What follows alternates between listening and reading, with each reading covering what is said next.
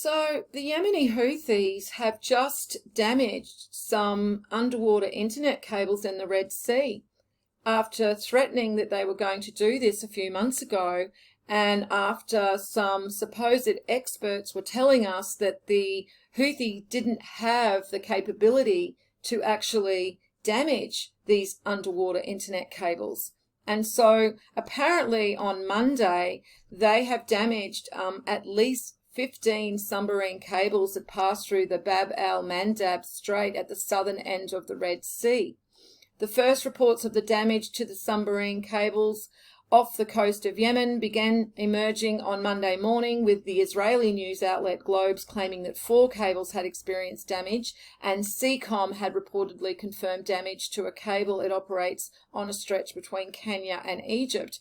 And as I said, guys, a few months ago, they actually threatened that they were going to sabotage these internet cables, and these experts came out and said that they were just likely bluffing.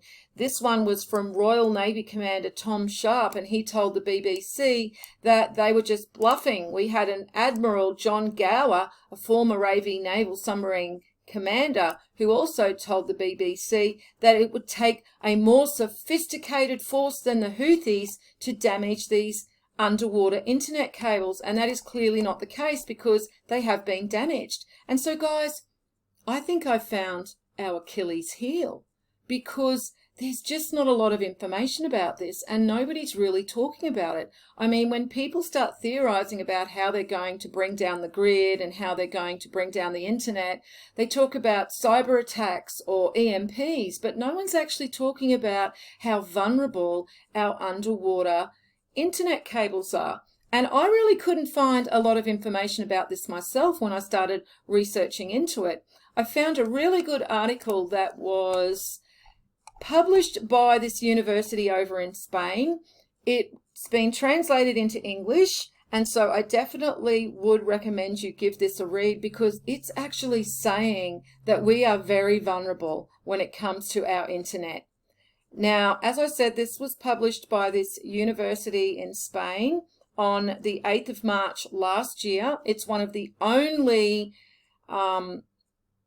bits of information that I can find about how vulnerable we are to this attack, which makes me think it's a prime candidate for something that they would do.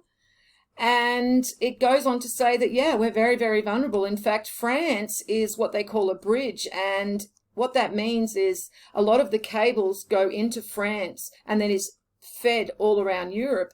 And France doesn't even have the capability to protect these cables or to even have surveillance of these cables. And they're saying that they probably won't have the capability to actually do some surveillance on these cables and protect them from attacks until 2025. So very interesting when you think that we have our entire internet around the planet basically dependent upon these cables, and that they're admitting that these cables are actually very vulnerable. So I'll leave this article underneath the video.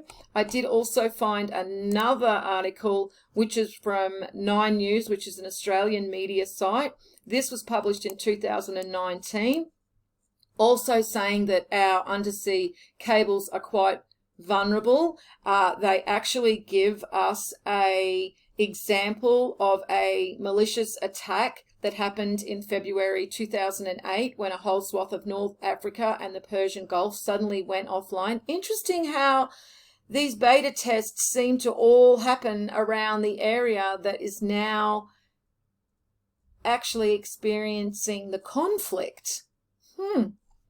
Anyway, I just thought I would bring this to your attention because, as I said, guys, everything is dependent on the internet now. Our banking, our medical records, our electricity grid, they use the internet to operate our electricity grid. And I would think that there are a lot of different things within our infrastructure that we require the internet for that we're not even aware of, and that we'll only find out about when we lose access to the internet. And again, this is how we communicate with each other online. So just imagine if suddenly the internet was to be taken out.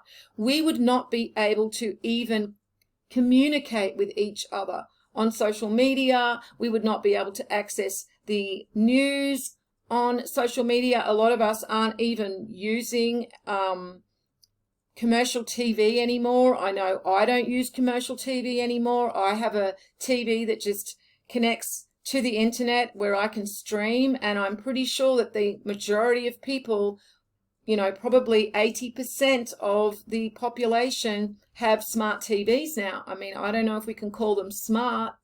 Okay, I don't know if we can call it smart to do banking on our phones. I'm one of those people that won't do that.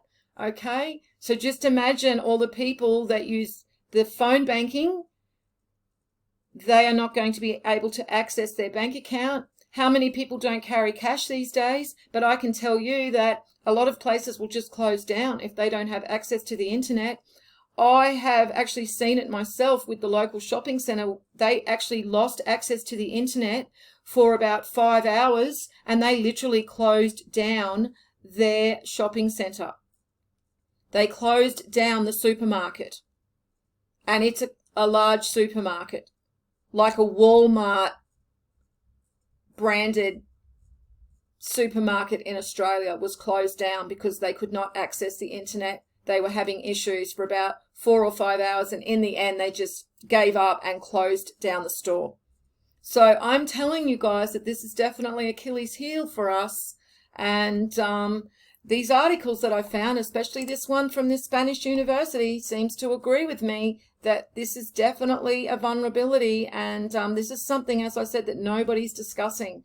And so I always pay attention to what nobody's discussing, because we know they like to blindside us.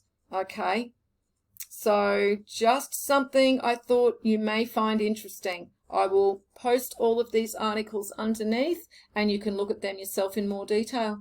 And as always, peace out.